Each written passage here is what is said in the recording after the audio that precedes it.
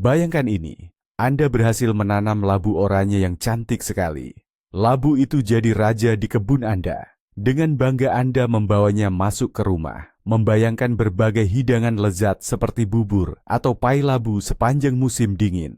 Tapi sebulan kemudian, Anda menemukannya sudah lembek dan membusuk, sesuatu yang tak bisa dimakan lagi. Akrab dengan situasi ini? Nah, bagaimana jika saya beritahu Anda, penyebabnya adalah satu kesalahan kecil yang sering luput dari perhatian, yang hampir dilakukan setiap pekebun.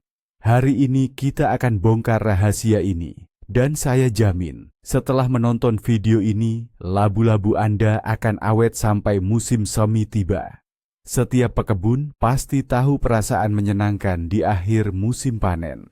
Hasil panen sudah terkumpul, lumbung terisi penuh, dan labu-labu oranye cerah menghiasi beranda atau gudang penyimpanan. Rasanya, labu adalah sayuran yang paling mudah disimpan, kan? Tinggal diletakkan begitu saja, dan selesai. Nah, justru anggapan kemudahan inilah yang sering menjebak kita. Kita seringkali melewatkan satu detail krusial yang sudah diatur oleh alam itu sendiri. Dan untuk memahaminya, kita perlu kembali ke kebun. Tepatnya saat Anda memutuskan bahwa labu Anda sudah matang sempurna.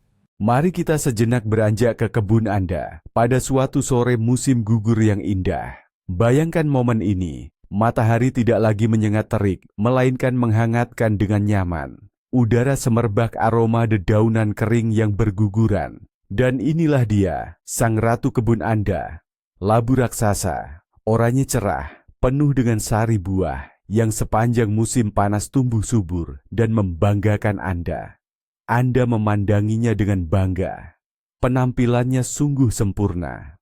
Sebuah penghargaan nyata atas jerih payah Anda. Anda mengambil gunting pangkas atau pisau tajam di tangan. Saat yang dinanti-nanti pun tiba. Waktunya memisahkan harta karun ini dari sulur yang telah menopangnya. Anda mendekat, memperkirakan cara terbaik untuk melakukannya, dan tatapan Anda tak terhindarkan jatuh pada batang tangkai yang kuat, tebal, dan telah mengeras sepenuhnya. Terlihat begitu kokoh, begitu dapat diandalkan. Terasa pas dan nyaman di genggaman Anda, seolah alam sendirilah yang merancangnya sebagai pegangan untuk membawa labu ini. Dan disinilah, di benak Anda muncul sebuah ide yang sepintas terlihat sangat logis, namun sebenarnya berujung fatal. Ide untuk menggunakan tangkai itu sebagai pegangan. Aipadeyam, kan praktis sekali. Cukup pegang batangnya, lalu dengan sekali gerakan, angkat labu berat itu dari tanah. Buat apa mengotori tangan atau repot-repot memeluk permukaannya yang bulat dan licin itu? Ini dia, pegangan yang sempurna. Anda pun dengan puas membawa labu cantik Anda, memegang erat tangkainya. Mungkin Anda bahkan sedikit mengayun-ayunkannya saat membawanya ke sana kemari. Lalu dengan hati-hati meletakkannya ke gerobak dorong atau bagasi mobil. Semua tampak baik-baik saja. Tapi di momen inilah, tanpa Anda sadari, Anda sedang menandatangani vonis mati bagi hasil panen Anda. Karena ekor ini, yang secara botani kita sebut tangkai buah, adalah bagian paling rentan pada labu Anda setelah dipanen.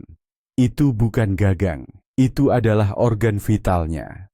Bekas tali pusarnya, tempat ia menerima semua nutrisi penting untuk tumbuh. Dan sekarang, itu adalah benteng pertahanan utamanya dari dunia luar. Bayangkan itu seperti sumbat yang menyegel erat botol berisi nektar berharga. Dan Anda baru saja mulai menggoyangkannya hingga longgar. Ketika kita mengangkat, membawa, atau bahkan hanya menarik ringan labu dari tangkainya, kita menciptakan tekanan luar biasa di titik ia menempel pada buahnya. Meskipun tangkainya tidak putus sepenuhnya, hampir bisa dipastikan akan terbentuk retakan mikro di bagian dasarnya.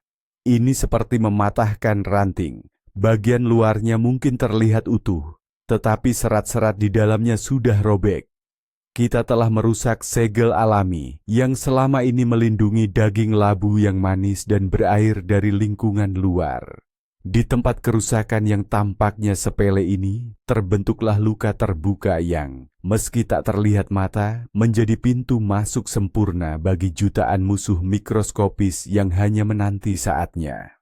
Mereka adalah bakteri, spora jamur, dan kapang yang ada di mana-mana. Di tanah, di udara, bahkan di tangan kita. Mereka langsung menyerbu celah itu. Bagi mereka, daging labu yang berair dan kaya gula adalah media tumbuh yang ideal. Maka, tanpa Anda sadari, dimulailah sebuah proses yang lambat, namun sama sekali tak terhindarkan.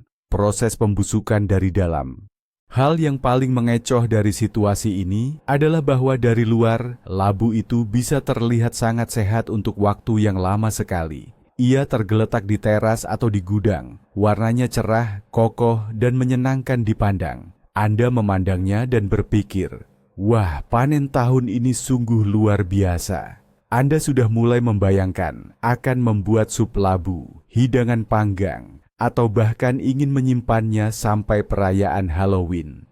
Padahal pada saat yang bersamaan, di bagian dalamnya, tepat di bawah tangkai labu itu, proses pembusukan sudah berjalan dengan aktif. Pasukan mikroorganisme tak kasat mata sedang berpesta pora, mengubah daging labu yang padat dan manis menjadi bubur berair yang berbau tidak sedap. Proses ini berlangsung dari bagian tengah ke arah luar. Dan kemudian, suatu hari, Anda mengambil labu itu dan menyadari bahwa di pangkal tangkainya telah muncul bintik kecil yang sedikit lembab dan terasa lembut saat disentuh. Bintik itu mungkin masih sangat kecil. Pikiran pertama Anda mungkin hanya terbentur saat diangkut atau terlalu lama menekan satu sisi. Namun pada kenyataannya itu sudah merupakan tanda akhir. Itu adalah sinyal bahwa proses pembusukan telah mencapai kulit luar labu. Penyebab sebenarnya sudah bermula jauh sebelumnya, tepat pada saat Anda di kebun, ketika Anda menganggap tangkai labu itu sebagai pegangan yang praktis. Nah, inilah dia, musuh tak terlihat yang bisa menghancurkan panen Anda. Kesalahan yang sering luput dari perhatian, tangkai labu yang patah atau rusak. Anda mungkin sudah mengeringkan labu dengan sempurna, menyimpannya di suhu yang tepat. Tapi jika pelindung kecil ini rusak atau terganggu, semua usaha Anda bisa jadi sia-sia. Ini bukan sekadar tangkai biasa, melainkan titik terlemah labu Anda. Luka yang tak kasat mata inilah yang memicu proses pembusukan, yang sanggup menghancurkan seluruh buah hanya dalam waktu sebulan. Padahal, labu dengan tangkai yang utuh dan panjang bisa awet dan bertahan sampai musim berikutnya. Ironis sekali, bukan? Jadi, ingatlah baik-baik aturan penting ini. Selalu sisakan tangkai labu sepanjang minimal 5–10 cm dan jangan pernah sekali-kali menjadikannya pegangan saat membawa labu. Angkat dan pindahkan labu dengan menopangnya menggunakan kedua tangan dari bagian bawah, seolah-olah Anda sedang membawa sebuah permata atau barang yang sangat berharga. Dengan begitu, hasil panen labu Anda akan awet dan bisa dinikmati jauh lebih lama. Terima kasih sudah menonton video ini sampai selesai. Kalau informasi yang kami berikan berguna dan Anda belajar hal baru, jangan lupa untuk menekan tombol suka, like, dan berlangganan. Subscribe channel ini, ya. Dukungan Anda sangat berarti agar kami bisa terus membuat konten-konten bermanfaat lainnya. Nah, sekarang kami ingin tahu dari Anda. Jujur saja di kolom komentar. Pernahkah labu Anda membusuk tanpa alasan yang jelas? Mungkin setelah menonton video ini, Anda akhirnya menemukan penyebab kesalahannya? Mari kita bahas bersama.